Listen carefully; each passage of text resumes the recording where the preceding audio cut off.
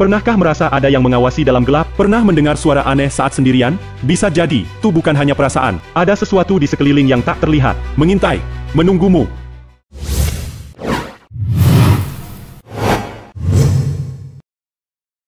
Assalamualaikum buat sahabat semula jadi. Semoga selalu sehat, rezekinya lancar, dijauhkan dari mara bahaya. Amin amin ya robbal alamin. Sahabat semula jadi, di balik dunia yang terlihat, ada alam lain yang tak kasat mata. Ada yang hidup berdampingan dengan manusia. Ada yang mengawasi. Dan ada pula yang siap menerkam tanpa ampun. Salah satunya adalah khodam pendamping. Makhluk yang bisa menjadi pelindung. Atau justru menjadi ancaman paling mengerikan. Hari ini, kita akan mengungkap 5 jenis khodam pendamping paling ganas dan berbahaya. Jangan main-main dengan mereka. Apa itu khodam pendamping? Khodam adalah makhluk gaib yang setia mendampingi seseorang. Ada yang datang karena leluhur. Ada yang didapat melalui tirakat. Ada pula yang muncul karena perjanjian gelap. Namun tidak semua khodam bersahabat. Ada yang ganas, liar, bahkan bisa berbalik menyerang pemiliknya. Kenapa ada orang yang memilikinya? Sebagian orang memiliki khodam sebagai pelindung, penjaga warisan leluhur, atau hasil dari laku spiritual tertentu.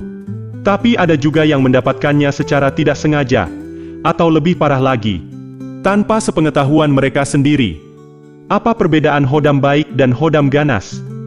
Khodam baik memberikan perlindungan tanpa menuntut imbalan.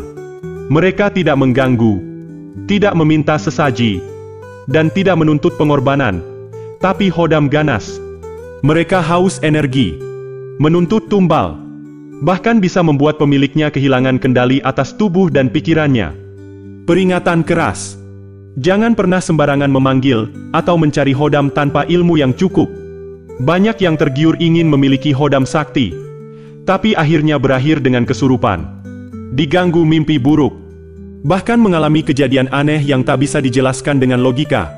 Jangan main-main dengan dunia merek. Sekali terikat, tak akan mudah melepaskannya. Dan berikut 5 tanda jenis khodam paling ganas. Yaitu, yang pertama, khodam macan putih. Khodam yang satu ini bukan sembarang penjaga. Berwujud macan besar dengan sorot mata tajam, penuh wibawa, dan kekuatan luar biasa. Banyak dipelihara oleh raja, pendekar, dan orang-orang sakti sebagai pelindung. Tapi hati-hati, jika pemiliknya lengah, khodam ini bisa berbalik menerkam. Pernah ada seseorang yang kehilangan kendali. Dalam mimpinya, ia diterkam, tubuhnya panas, sekujur badannya lebam seperti habis dicakar. Setelah ditelusuri, macan putihnya sudah tak lagi tunduk. Yang kedua, khodam naga hitam. Berwujud ular raksasa bersisik hitam legam. Khodam ini membawa kekuatan besar. Pemiliknya bisa menjadi tak terkalahkan dalam pertarungan. Tapi jangan salah, jika kesetiaan khodam ini terguncang, ia bisa berubah menjadi musuh paling mengerikan. Banyak yang kehilangan kesadaran, tiba-tiba berbicara dengan suara berat, atau mengalami kejadian aneh setelah memiliki khodam ini. Naga hitam tidak bisa diperlakukan sembarangan. Ia bukan pelayan. Ia makhluk yang bisa menguji kesabaran dan keberanian pemiliknya. Yang ketiga, khodam banaspati. Pernah melihat bola api melayang di malam hari? Jangan buru-buru mendekat. Itu bisa jadi banaspati. Khodam berwujud api membara ini memiliki kekuatan mematikan. Ia bisa membakar siapa saja yang mengusik atau tak mampu mengendalikannya. Tidak sedikit yang mencoba mencari kekuatan banaspati, tapi akhirnya justru terkena petaka. Ada yang rumahnya tiba-tiba terbakar tanpa sebab. Ada pula yang tubuhnya mendadak terasa panas, seperti terbakar dari dalam. Yang keempat, khodam genderuwo. Besar, berbulu lebat, bermata merah menyala. Inilah khodam yang suka menguji nyali. Genderuwo bukan sekadar penjaga, tapi juga penguasa alam gaib yang bisa membuat seseorang kehilangan kendali. Ada yang tiba-tiba berubah tabiatnya, lebih kasar, emosional, bahkan berperilaku seperti bukan dirinya sendiri. Banyak kasus orang kesurupan atau diteror di rumahnya setelah memiliki khodam ini. Jangan salah langkah. Sekali membuat genderuwo marah, ia tak akan berhenti meneror. Dan yang kelima, Hodam Wewe Gombel.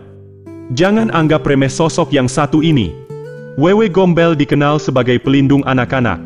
Tapi jika sudah merasa terganggu, ia bisa berubah menjadi ancaman yang menakutkan.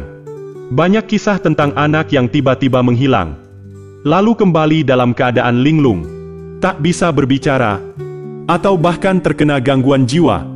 Wewe Gombel tidak suka dengan orang-orang yang berbuat semena-mena. Jika merasa diusik, ia akan menampakkan diri dalam wujud yang mengerikan. Rambut panjang acak-acakan, mata melotot, tertawa menyeramkan di tengah malam. Jangan pernah menganggap enteng keberadaan Hodam ganas.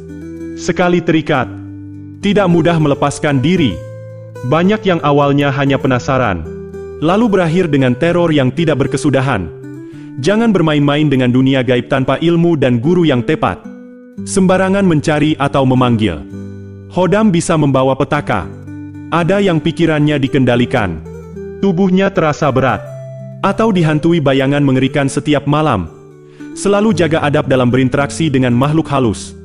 Jangan merasa lebih kuat, lebih pintar, atau meremehkan keberadaan mereka. Banyak yang terkena bencana karena kesombongan. Jika mulai merasakan gangguan, tubuh terasa lemah tanpa sebab.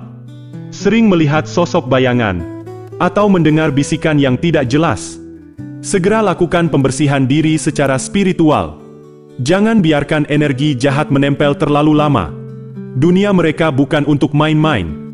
Sekali terjerat, tidak ada jalan keluar yang mudah.